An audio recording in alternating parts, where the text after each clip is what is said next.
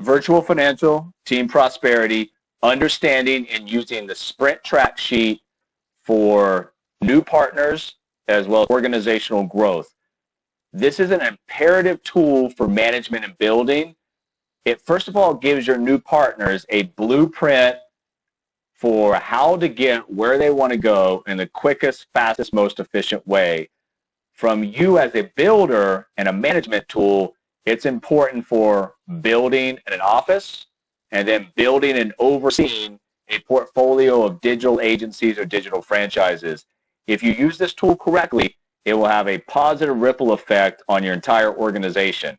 On the other hand, if you do not use it, you neglect it, or you do not teach other people how to use it, you will fall behind the other offices that are using it correctly and effectively. The first thing that we need to understand is that we have a team sheet. It's view only. So when you access the team sheet and you need to start it for a new partner, you simply go to File, drop down to Make a Copy. As soon as you click that, it's going to come up and you're going to need to name it. In this case, we are going to name it Mic Test, Sprint to SVP. We're going to hit OK. And that's going to circulate through, and it's working on creating a brand new sheet that belongs to Mic Test that he or anybody who has access to the sheet can go in and help monitor as well as make corrections, additions, and edits to. So once we're here, first thing we want to do is we want to name it correctly. And we're going to go over here, and like we said, this sheet belongs to Mic Test. And once we've got that, we need to understand that the view-only copy has some data up here for example purposes. When you make a new copy, that data will transfer over as well. This will be confusing for the new partner. So yes, you want to get rid of this data, but for the purposes of this overview, we're going to keep it and we're going to drop down. This first sheet here is keeping track of partner growth, whether it's direct to Mic Test or in Mic Test organization as he starts to build different hierarchies and legs within that organization. So it's very easy to fill this out. The first column here is the month and the year. So if there was a hire made on February of 2020, then it's 0220. Now in the beginning, the hierarchy is going to be Mic Test. Any direct hires will stay Mic Test. Any of those hires who start to bring in qualified direct partners, there will need to be some additional hierarchies just to map it out. But like I said in the beginning, this belongs to Mic Test, who was also the inviter. Now, in the new partner name right here, recruit name, we're going to call Betty Williams as his direct hire. And then the next column over here is very simple. Was Betty Williams licensed at the time she came in for the Tier 2 startup date? If she was licensed, then we leave this blank because she was. If she was not licensed, then we set her up for the pre-licensing material so she can study, sit for the exam, and get her license. We'll mark that as yes. But for the purposes of the first part of this instructional video, we're going to say that Betty Williams was licensed, so we leave that blank. Now the next columns, Tier 2, Tier 3, Tier 4, Tier 5, and Tier 6. We're simply keeping up and tracking her as she gets through that circle for training. So what was the date of the Tier 2 admin appointment? Let's say that was February the 10th. Her Tier 3 date, let's say that took place a couple days later on February the 12th. Now the next box here, when we populate this with a date, a couple of things are going to happen. You're going to see the 30-day training sale populate, as well as we're going to initiate her on her stair step of tracks starting at the company track. So let's go ahead and say a couple days later on the 14th, she completed a Tier 4. And you can see under the 30-day training sale, it initiates a deadline date and it starts her at the company track. Let's say a couple days later, she was able to complete her Tier 5 training. And then a couple days later after that, she was able to complete her Tier 6 launch of her business. So you can see she's completed the circle. Now the 30-day training deadline sale, the 30-day training sale deadline is in, and that gives her an opportunity for those 30 days to complete 3 training sales up here, the first of which is a direct exchange to the partner who brought her in. which in this case is Mike Test. Now, on the exchange, it can be a personal policy if it's suitable, if they can afford it, if we think they can medically qualify for it. If they don't pass that litmus test, then what you're going to have to help the partner do is go out there and find a referral piece of business to take care of that exchange. So let's say on February the 20th, she was able to complete an exchange sale using a personal policy. Well, once we hit that in, you're going to see that bumps her up to the standard track. Now, because Betty Williams is licensed, the next two training sales, training sale 2 and training sale 3, she can take part and participate in the commission. So let's say a number of days later on 2/25, she was able to get her second training sale done. She was paid for that.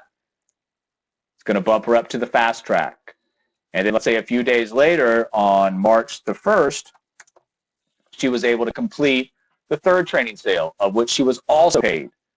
That's going to initiate the next box, which qualifies her for the sprint run, gives her a sprint run deadline, and of course, if she's able to complete that, she will attain the senior vice president contract, she will start to work on her own office, and then she will gain things like broker distribution possibilities.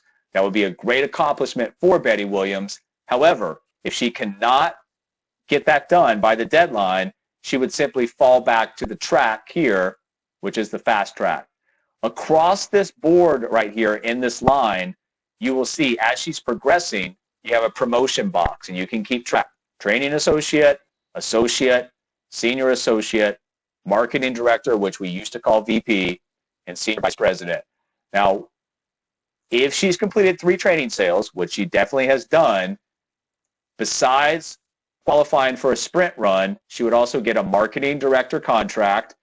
And then beside that is just the status. Now, of course, Betty Williams here is still very much active, but as we go forward, if she goes on the sideline for some reason or she filters out, we need to know on the sprint track sheet so we know who to continue to work with, who's on the sideline, and who's filtered out. And then finally is the notes. So right here you can see that, let's say on 0301, Betty started sprint track run, and I am working directly with her to help complete. Now remember, up here, the most recent note, or the most recent note only. So when I come back down here a few days later, if I've got an update, I would just erase this and put the most recent note. Pretty simple. As we go forward, just continue to fill this out across the board. Now, one thing that we need to know here is, let's go back to the unlicensed at startup. Let's say Betty Williams was unlicensed when she came in. Well, what does that mean? It means 2 things. Number one, according to her training sale deadline, if she completed that, she cannot, as an unlicensed rep, agent, partner, participate in training sale 2 and 3 in terms of commission.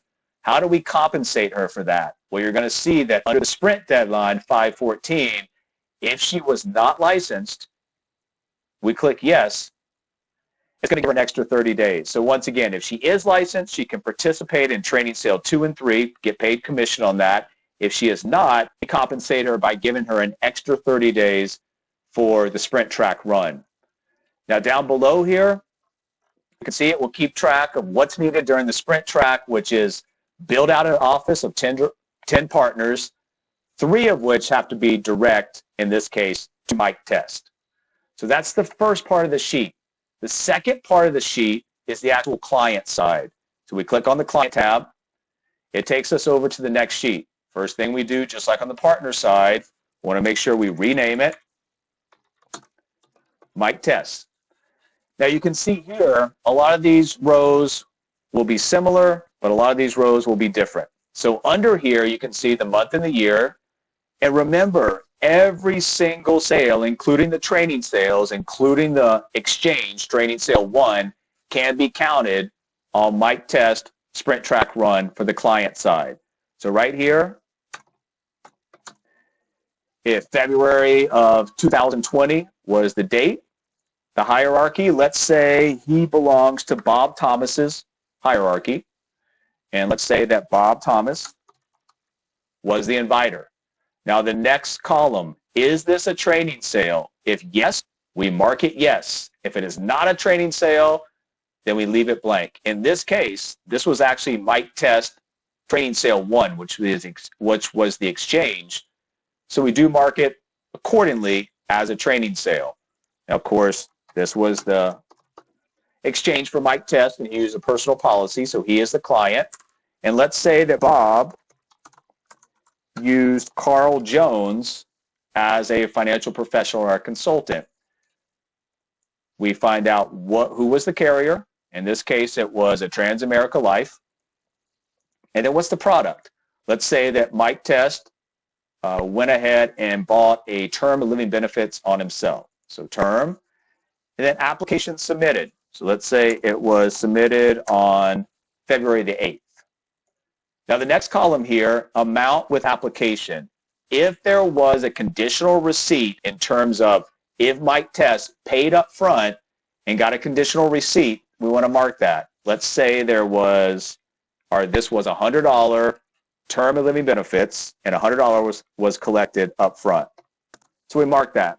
Now, if the application was submitted with no money and no conditional receipt, we would leave that blank or mark it 0. But regardless of if money was collected or if money was not collected, the next box has to be figured out. That's the total annual points. On term policies, you're going to get the annual, which is the monthly premium times 12. The IUL is the target times 12. And an annuity transaction is just the total points. Well, under here, we have a $100 a month premium times 12 would be 1,200 points. The next column is a way to keep up with that policy as it goes through underwriting. So what date was the paramed ordered? What date was it scheduled for as far as the paramed? What date was the paramed completed? And then other notes. What else is required for this? Is there an APS, which is an attending physician statement required? Do they need an interview? Is there anything else needed? So you can keep track. And then as it goes through, you can see in underwriting, declined, withdrawn, approved, mailed, not taken, enforce. As you change this, it will correspond in the color to the appropriate in underwriting, declined or withdrawn, approved or mailed, not taken, enforce. Status date is just an update right here. And then once again, just like the partner side, what is the most recent notes we have? So once again, if we put in notes on a day and then 2, 3, 4, whatever days later we come back and add new notes, we would erase the previous notes. So the only thing that's here is the most recent updated notes.